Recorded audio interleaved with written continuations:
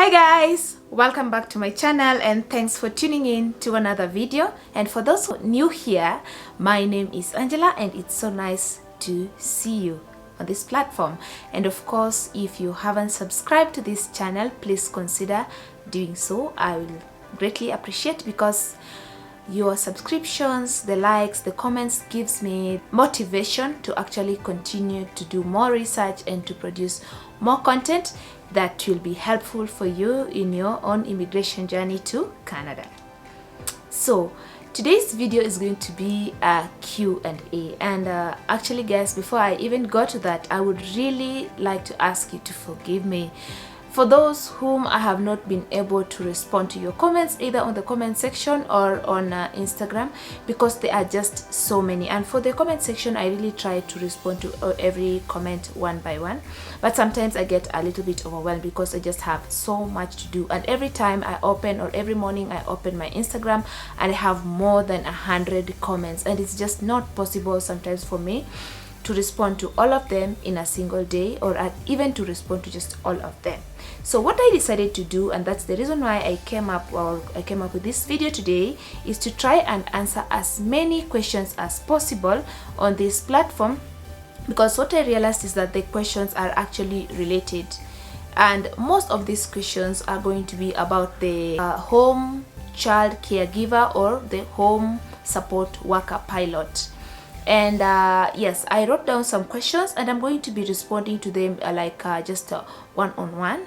And then of course, if you hear the question that you asked has already been solved here, then very good.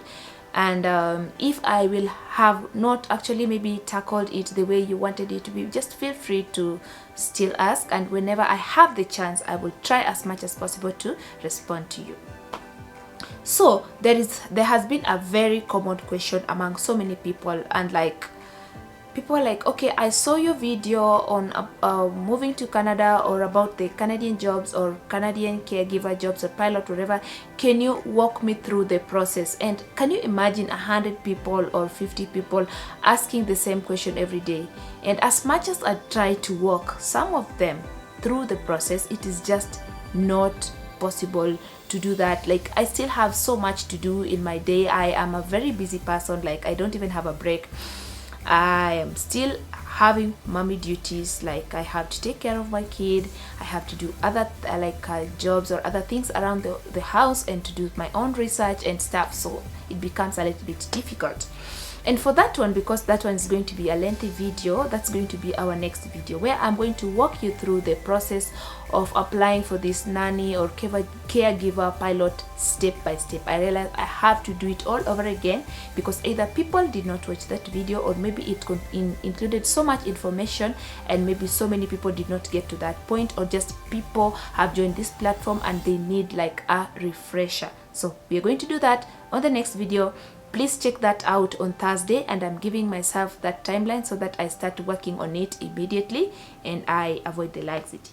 So let's look at the other types of questions that people have asked that I can actually answer right now. And the other question is, can I travel with my husband? And of course, as I mentioned in that video, in this pilot program, you can include your family members in your application, and by your family members, that should be your immediate family members, that's your spouse or common law partner, or your children. So you can include them in your application, provided that you are able to pay the application fees and also to pay for their air ticket, because you're not going to impose that on your employer. And the other thing that is very important to note is that people are going for this pilot thinking that they will not have to spend a dime, because maybe they will be sponsored by the employer.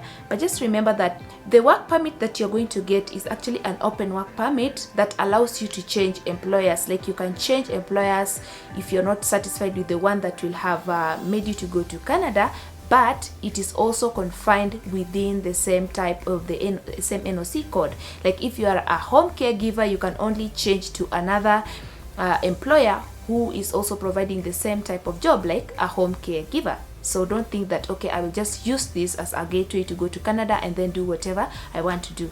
You might do that, but it will cost you at the end of the day, because if you will not have accumulated enough experience or number of hours under this same NOC code, then you will not get your PR after the required period of time. So the other question was that, does my husband need to work in the same NOC code as mine? Like, you thinking, if I go get this job or I get an employer giving me the chance to work as a home support worker or child caregiver, does my husband need to do the same job? And the answer is no. As opposed to you, your husband will have the chance to work in whatever kind of profession, because he will have an open work permit. He can work as a mechanic, as a sales representative, as a customer care service person. Your husband will be able to perform any kind of job, with not limited to any kind of NOC, but you will be limited to working only under this NOC code.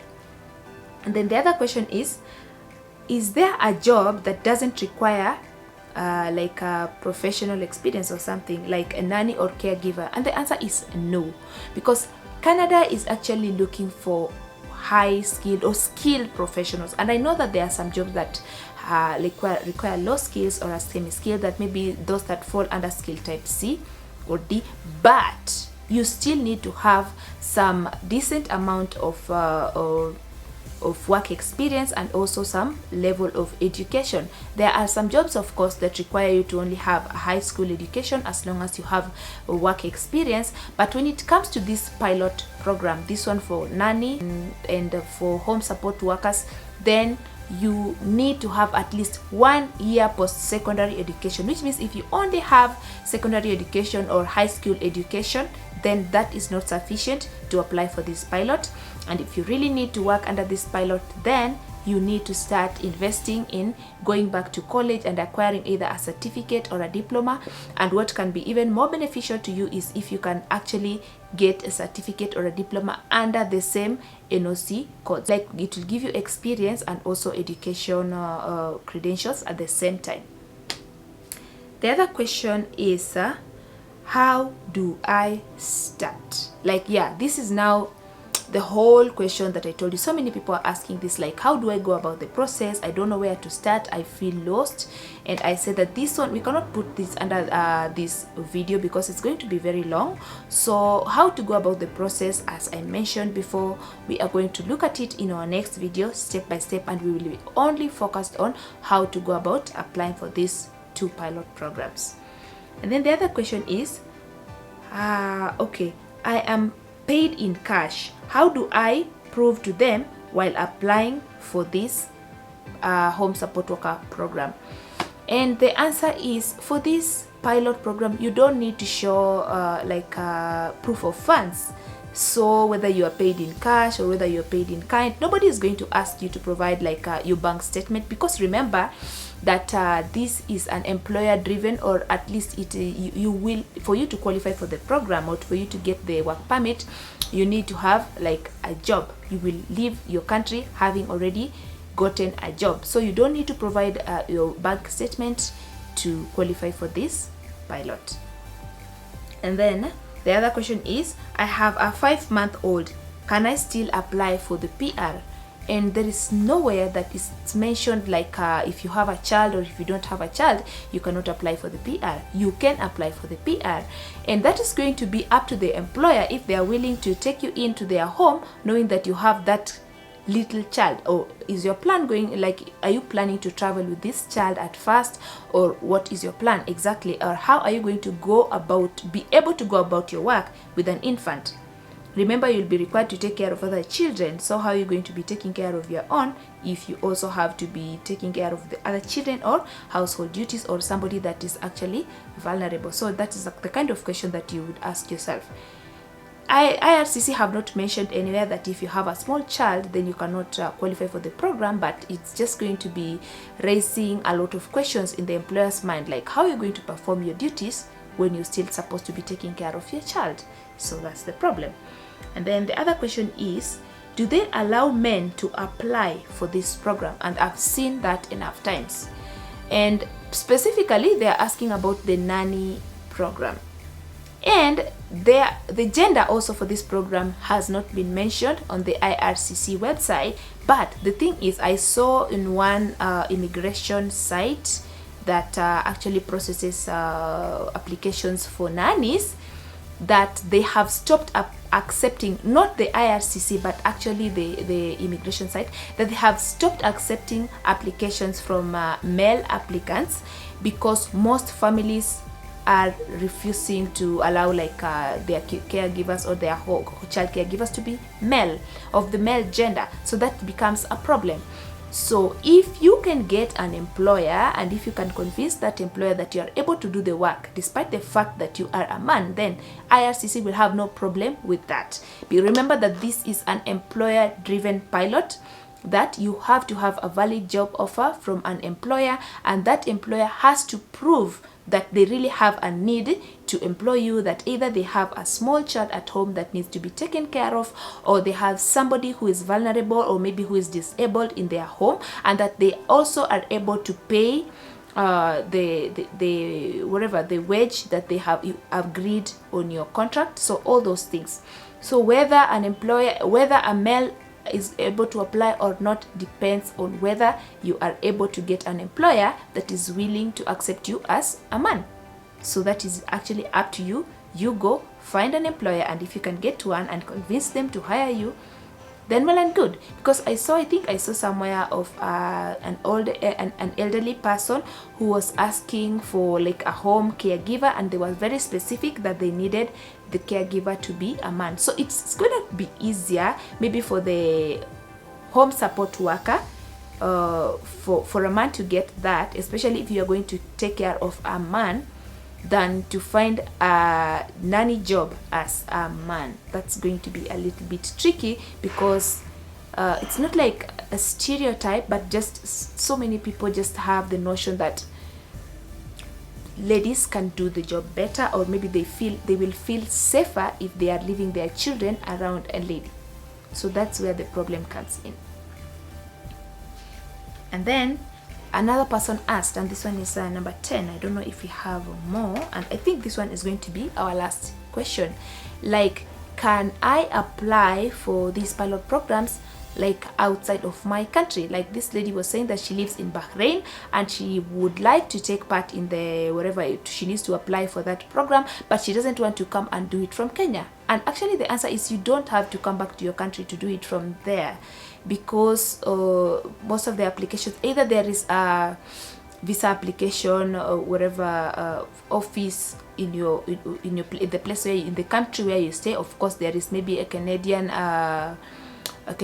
immigration office or whatever embassy in the place where you stay, so you can approach them. That is if you are a resident in that area and you have proof of residency, or you have proof of legal residency in that country, then of course you can apply from wherever, as long as you meet the qualifications. So it's just a matter of meeting the qualifications. And of course, something very important that people have been asking, another question that people have been asking, that can I get the job without the relevant work experience? Like maybe I have a diploma in food and beverage production, or maybe food and beverage service, but I have never worked as a nanny or a caregiver. Am I going to be allowed to take part in the program? And right now I'm going to go into my computer and look at the requirements from the Canadian immigration standpoint in regards to a level of education and work experience, and that is going to guide us into knowing whether you're going to be accepted without enough like what kind of qualifications do you need to prove your work experience or your educational level of education. So let's check that out. So let's look at the requirements for the home childcare provider pilot, and this is what it says under the Canadian immigration website. So it says, for education, the applicant must provide evidence that they have either the following completed items. So if you have obtained your education in Canada, then it has to be like at least Canadian 1-year post-secondary education or higher. And if you have obtained like foreign credentials, if you studied from outside of Canada, then you need foreign educational credentials, and that is the ECA report, and it must indicate that the credential is equivalent to a completed Canadian 1-year post-secondary education or higher. So yes, you have to have a post-secondary education, and in this case a high school education or a high school certificate is not going to qualify you.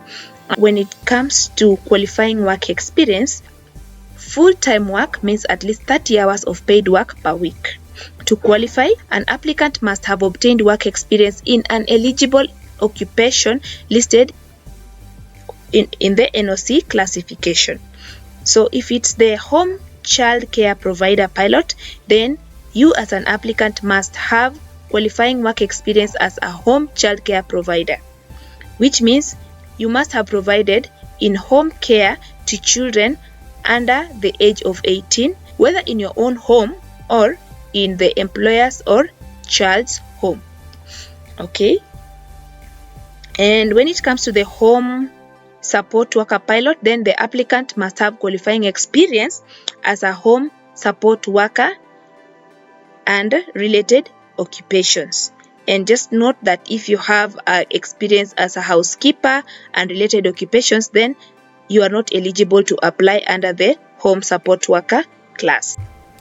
So guys, thank you so much for watching, and I hope you found this video useful. And if you did, please don't forget to give it a very big thumbs up, and also put your comments on the comment section down below of any other topics that you would need me to look into, of course regarding the Canadian immigration. And yeah, I will be seeing you on another video, which, as I promised, should be coming up on Thursday, and that will be the step-by-step process on how to apply for the child caregiver or for the home support worker pilot. So have a good day and